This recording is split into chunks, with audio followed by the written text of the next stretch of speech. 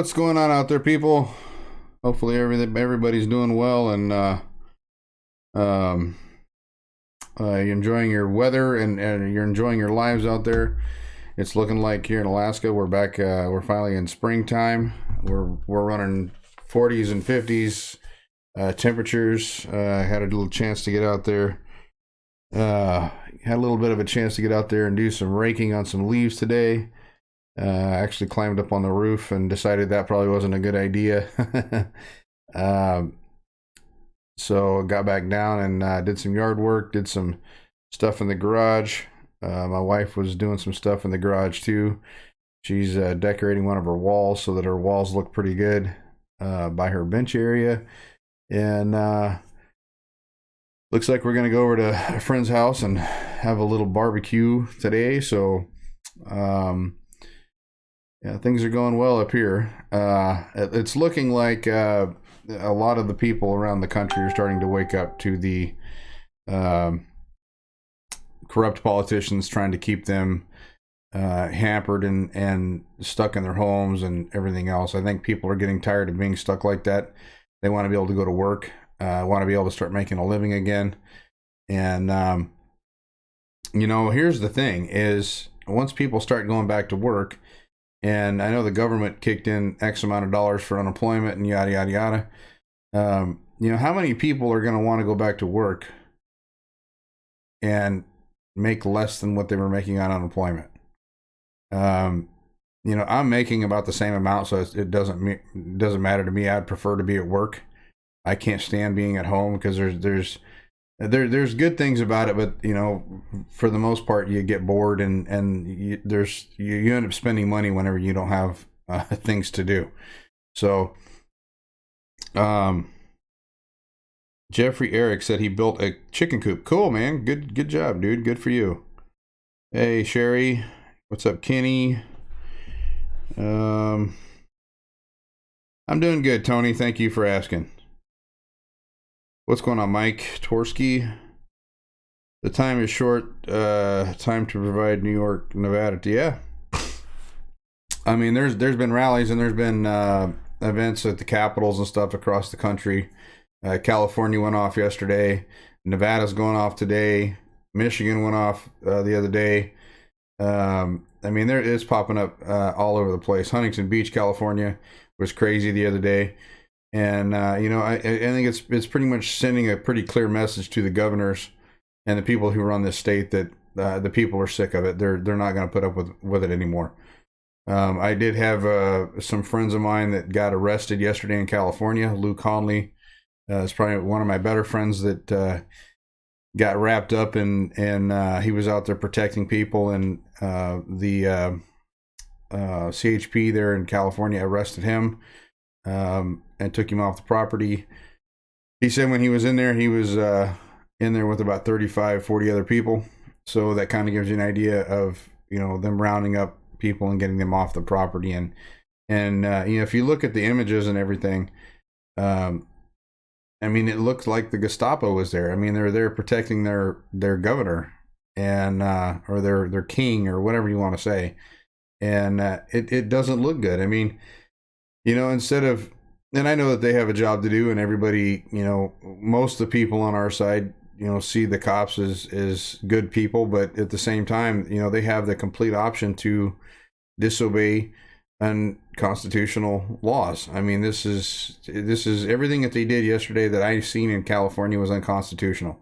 They pushed the people away from the building that we own, that we pay for every year, and there's other states that allow citizens to go in armed. Michigan is one of them. Idaho is another one. And there's not near the problems that they had in California. I don't know, I know here in Alaska, there was a rally today for the PFD, trying to get Dunleavy to okay, and the legislature to okay a full PFD for the people here. I did not make that one. Actually, I got up late, so I didn't get a chance to get out there. Didn't sleep very well again last night, but would have liked to have gone. But I think it's coming to a head, and I think that the governors of these states need to heed the warning that's going on right now in front of them. I mean, I know Nevada. I had some friends that went out to Nevada, went to the governor's mansion there, and went against him. And I mean, it's getting pretty tense in some areas. So I hope that the governors take heed and start opening up the states and everything. And here, it's not so much our governor as it is our mayor in Anchorage. He's holding up progress. We're the business that I work for. They're doing everything in phases, and we're supposed to be like in phase 3, which is the sporting venues and places like that. And we're in phase 3 right now. They're in phase 1, so we've probably got another month or month and a half before we can even open if we go along their timeline. Now, with that said, life here in Anchorage isn't really slowing down. I mean, people are still out. We went to Walmart yesterday to pick up groceries, and there was probably 100 people or 150 people in Walmart. But yet, some of these other stores, which have bigger spaces, are limited to 20 people at a time. Bass Pro Shops and Cabela's, they're only allowing 20 people in at a time, and you can't go in unless you're wearing a mask. And the Surgeon General has now come out and said that wearing a mask, you can actually get just as sick by wearing a mask, because now you're breathing in the you're breathing back in the CO2, carbon monoxide, or what? Not carbon monoxide, but carbon dioxide. You're breathing that back in, and not to mention, if you're using the same mask over and over again, now you've got bacteria in it, so you're getting that stuff in your lungs. So there's a lot of people up here. In fact, I mean, when we went into Walmart, they've got all kinds of different little signs and stuff on the floor. You're supposed to go one way up an aisle and one way back the other way. No one's abiding by it. People are just they're ignoring it. They're going up along their own business and doing what they want to do. And you're not going to have one guy in office that's going to get everybody to abide by it. And honestly, I think it's great to see it.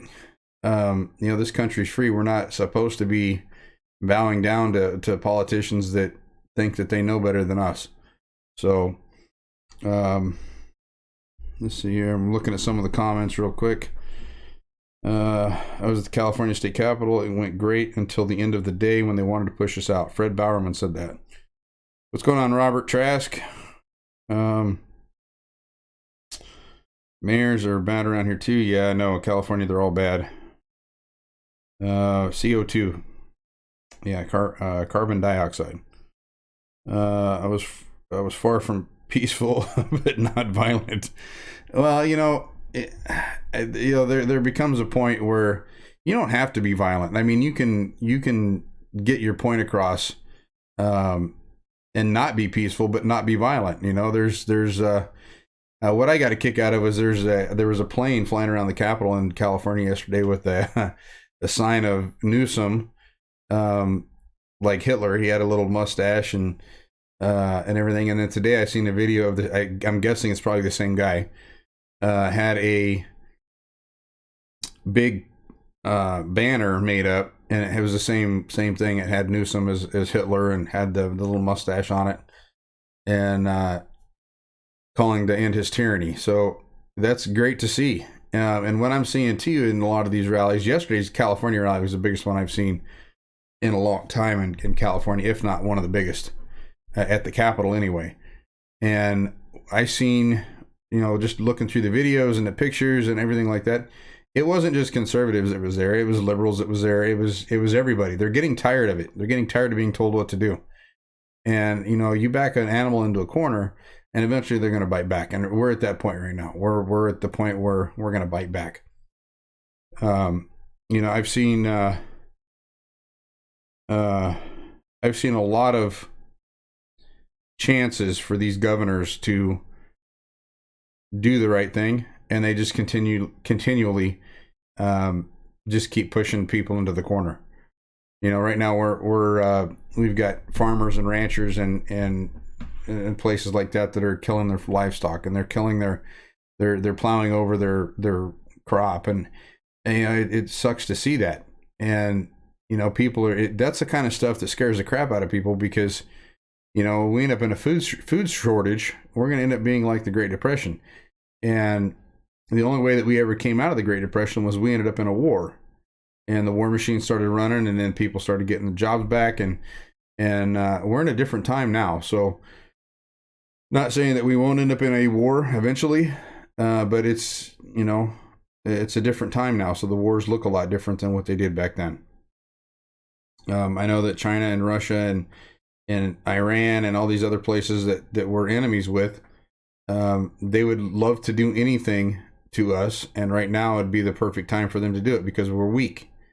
And you know, unfortunately, if the governors of this country don't understand that, and I don't think that they care. I personally don't think that the governors, like in Michigan, California, New York, New Jersey, I don't think that the governors care. They're out for themselves. They're out to make you know, a name for themselves and the money in their pocket and everything else. So they're going to do whatever it is that they feel like that they have to do to get rich and rule the masses. Let's see here. Take a look at the comments again. Last year, President Trump got $14 billion for the farmers, $16 billion for the farmers this year, and $8 billion coming up subsidized what China is ripping off from them. Yeah, it's, I mean, you know, that's the thing is, you know, we have farmers and ranchers and stuff over here that are killing their livestock, but yet China's still shipping over meat, and they're still shipping over product for us to sell over here, and we keep buying it. Now, that would change if for some reason we decided to shut them off at the ports and not allow that stuff over here. Then our ranchers and stuff like that might be able to survive. The problem is whenever you get competition from overseas and they're selling it for a percentage of what we sell it for, then it screws us. You know, it sucks to see milk go to waste. It sucks to see chickens and stuff get killed. Speaking of which, there was 3 chicken plants last week that burnt to the ground. I don't know how many chickens that equates to, but one of them had like 300,000 chickens in it.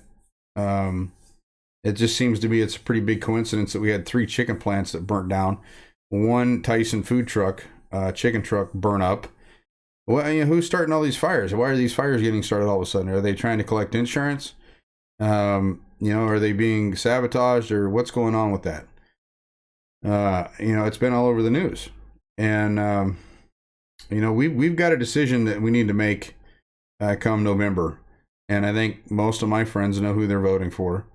But it's not just Trump. We have to make sure that we take back the parts of Congress that we don't have. We have to make sure that we control the Senate and the House. Not just one of them. We got to control them both. If we're going to get any agenda of Trump's past, or we're going to do anything that's going to keep from hindering him, we're going to have to control both sides. So, you know, make sure that you really push and really push and really push, and you know, get your friends out there to vote, and make sure that, you know, if you got anybody that doesn't think that they have to vote, you need to let them know, and you need to show them everything that you can possibly show them to get them to understand that they have to get out there and do it. Looks like they're trying to make money off the insurance company. Yeah, Fred, that's exactly what I was thinking too. You know, it seems to me that the mainstream media is controlling everything. They're controlling the narrative as far as the Joe Biden sexual assault claims. They're not running any kind of stories on that. You know, what happened to the Me Too movement? They obviously believe Joe, and they don't believe the woman, even though whenever Brett Kavanaugh had zero evidence against him, even though it was an allegation. Although I'm not real happy with Brett Kavanaugh. He's voted against conservatism a few times now in the Supreme Court. So his record is not flawless on our side. So I'm not going to go into any more of that, but you know, it's definitely a one-sided system, and you know, we don't control it. The conservatives don't control that. So we're going to have to make sure that power shift happens. If it doesn't happen, then we're going to continue to keep seeing the crap that we've got. Personally, I think that Trump needs to go in, and he needs to find a way to get the media not to go on his side specifically, but to be more down the middle. He needs to stop the propaganda. The propaganda machine is exactly what is hindering his problem. You know, if they're going to report stuff, they need to make sure that it's true. That Yeah, and an example of that is the Kim Jong-un thing, right? So CNN came out with a thing last week saying that they thought he was dead, brain dead, and they ran with a few stories. And he was gone, he was missing for 21 days or whatever, and then he pops up and he's cutting a ribbon at a I don't know, some kind of a plant over in North Korea. So again, they're not being truthful. They're trying to sow the seeds of deceit, and we continue to keep letting them do it. I haven't seen a retraction on any of their things yet, so they just think it's okay to lie to everybody and come up with false stories and try and one up the next guy, even though the crap that they're doing is fake. So it is what it is. We're in a society right now that is too weak to stand up and hold these politicians and these news reporters and everybody else accountable. The liberty tree, the tree of liberty, is wilting right now. It really is. And if we don't do something to water that tree, our liberties and stuff are going to be washed down the river here very soon. I've seen a lot of things and a lot of positive things this last weekend. But we're going to have to keep building on that. We can't just have an event and then forget about it for the next 2 weeks. You're going to have to keep pushing, and you're going to have to keep showing up, and you're going to have to keep pushing back. Whether that, you're going to have to step up your game. That means you're going to have to continue to keep showing up at these things. Right now is a perfect time for us to assemble because a lot of folks are out of work. You've got time on your hands. You may not have money, but you have time on your hands. So we have to use that time that we have right now. If you're not working, we have to use that time wisely. We have to use that time to our advantage and show them that we're done taking crap. Let's see. Merrill Stout, hey, just got here. What's new? And don't tell me fake news either. Merrill, I never tell fake news. At least I try not to. There's plenty of fake news going around. I don't need to add to it. Take your pick. CNN, Fox News, especially Fox News lately. They've been pretty bad. Letting people go that are telling the truth and keeping those in there that are willing to lie to you for a buck. Gas is cheap. Yeah, gas is cheap. I think we're down to like roughly $1.70 or something a gallon, which in Alaska is very unheard of. It's never been that low since I lived up here 10, 15 years ago. So it's good to see, but at the same time, we depend on the oil and the gas prices up here to keep a lot of things running in Alaska. The state of Alaska is going to suffer a little bit this year, for sure. Maybe from the years to come, I'm not sure because of the COVID thing. Our tourism is way, way down already. We expect that to continue for at least the next year. There was an article that came out, I think it was in the ADN or something, that mentioned that we were going to have Alaska residents are going to have a lot more room for outdoor activities this year because there's no tourists coming. I know that a lot of people that work at the airport seasonally are not going to have their jobs this year just because there's not going to have the tourism that we've had in the past. In fact, one of my friends is probably not going to get a job loading planes this year. So it is just one of those things that why does that keep dinging? Shouldn't be dinging. Let me turn that off. There we go. Now it won't ding no more. But we got we have to be positive on things. We see a lot of bright spots with the citizens right now. We have to keep pushing forward, and we cannot let up, because if we let up, I mean, they're just going to continue to steamroll over us. So to all those folks out there that stood up this last week, pat yourself on the back. You did a great job, but don't let up. You can't let up, because if you do, then we become an afterthought, and we don't want to become an afterthought. We have to start being proactive instead of reactive.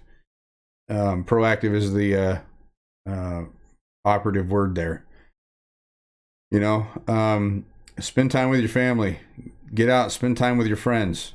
Show them that you're not scared of this thing. That's a huge thing. I mean, you know, the numbers and stuff, they dropped, the CDC dropped the numbers from, what was it, 67,000 or whatever the hell it was, down to 30, or I can't remember what they dropped the number down to, but it was like half of what they originally announced.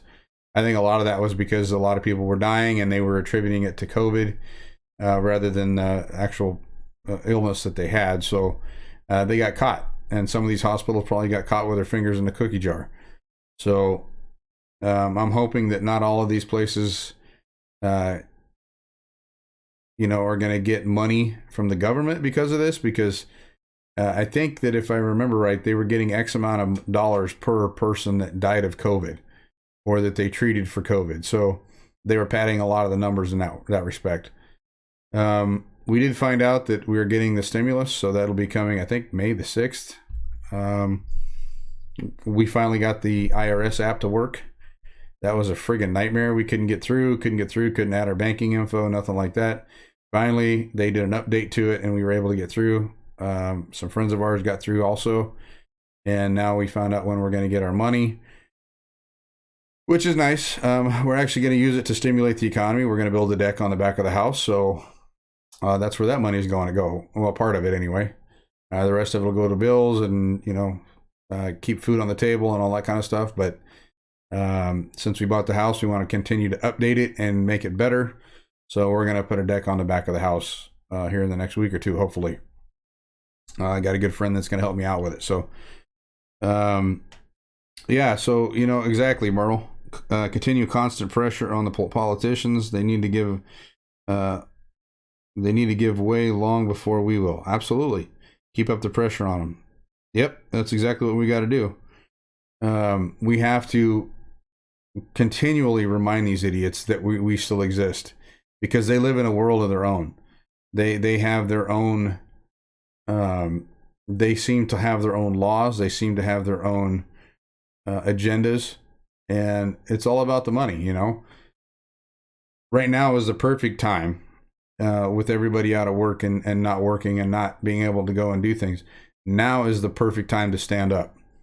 If you're not working, you're not doing anything, and you're tired of it, and you want to get back to work and get back to things as normal, you're going to have to stand up, because if you don't, no one's going to do it for you.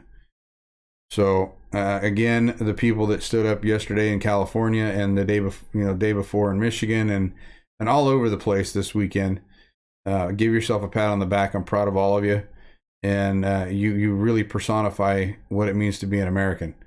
So keep doing that, keep pushing, and we have to make things get back to normal. They're not going to let us get things back to normal. We're going to have to make them allow us to. It's going to be one of those things we're going to have to just push, and you know what? Say we're not going to live by your agenda, and we're going to have to take matters in our own hands. And those people that are out there that are getting fined for opening their businesses, you know what? There's courts and stuff. Start suing them. There's all kinds of things that we can do still, and it's all going to have to be done. And if the city governments and stuff start getting huge lawsuits against them, they ain't going to have no choice but to start backing down. So that's the one good thing that the court system does allow us to do, is it allows us to go against the politicians that way. I just hope that the ones that are in the liberal cities find a judge that'll actually halfway listen. So I just wanted to jump on here real quick. I started sharing this stuff to one of my public pages now. So if you can, get over and like Sherman Tank, and hopefully we'll get that kind of built up a little bit. And I want to start having some guests on. I've been mentioning that the last few videos. Haven't had too many people reach out. Don't know why.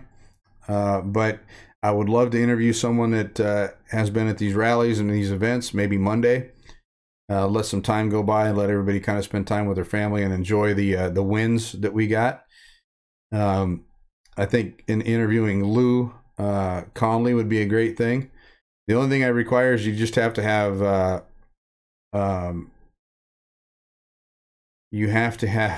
it's completely slipped my mind. You got to have an app so that you can video call me, and Let's see, what is that?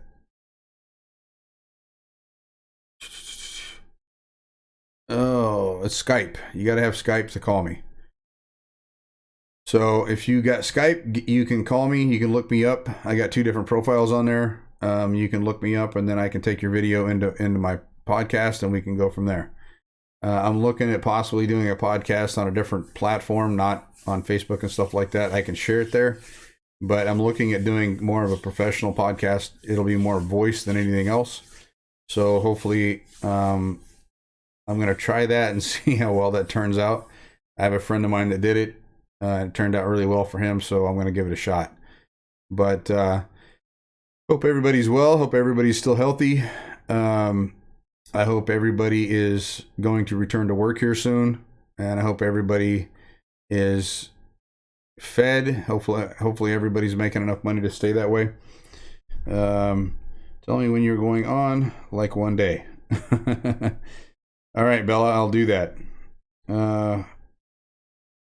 Bella said went out all day, cruised with 200 cars, went in and out, hung out with our friends, social distances. Of course, no mask, no glove. Good for you, Bella. Good for you. What do I think about vaccinations? Well, I haven't had a flu shot since high school, and I'll probably continue to do that. And yeah, so I mean, I think it's everybody's preference personally, but if you're gonna get something injected into you, I think you better know what the hell's in it. If there's aluminum in it, or if there's all this kind of crap that's not good for your body, if it's in there, you don't want it in your body.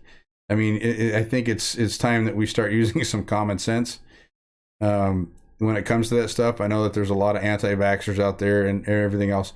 I'll tell you right now, I took allergy shots when I was a kid, and it helped me tremendously. It's different than a vaccine, but an allergy shot, if you don't know, you've never had them, what they do is they introduce the allergen into your body through a shot, and your body learns to adjust to it.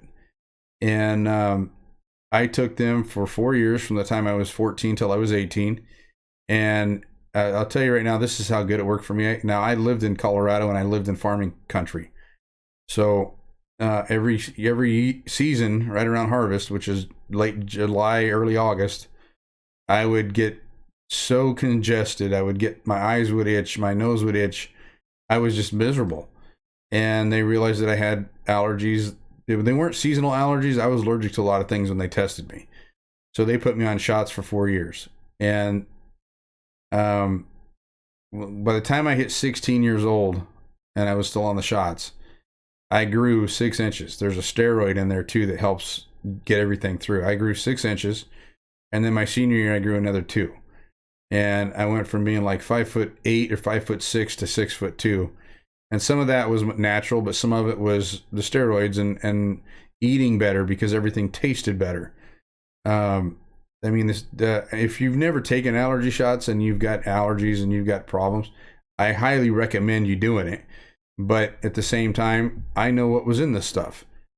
My family did research on it before I ever started doing that kind of thing. So, vaccinations are different. Just make sure that you know what's in it before it goes in your body. Make sure it's been tested well.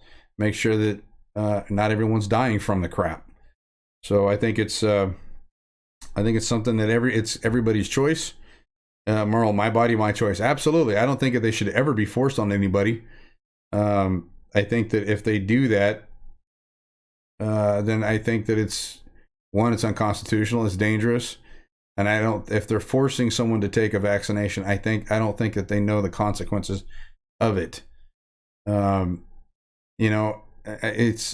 me, whenever I was a kid, when we went to school, we took like 4 shots. There was a booster shot, there was a rabies shot, there was some other stuff. But now it's like 32 shots that these kids have to take before they're like in first grade now, I think. I don't remember what the number is, but it's real high. And we go from 4 shots to 32 shots. It's no wonder we're having autism when we're having all the other kind of crap that we've got going on. Because now you're introducing foreign stuff into the human anatomy, and it's a forced thing. I mean, it's a crapshoot whether or not your kid's gonna end up getting sick or not. Um, Stay strong, brother. All right, appreciate that, Fred. Yeah, Bella, I'll give you a notice. I think it'd be good to have you on. You just got to have Skype. We can get you on. It'll be fun. Um,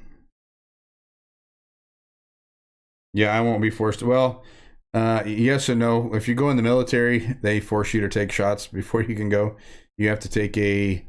Um, I know that there's one shot in there that's supposed to help with anthrax. You have to take. It's an anthrax vaccination.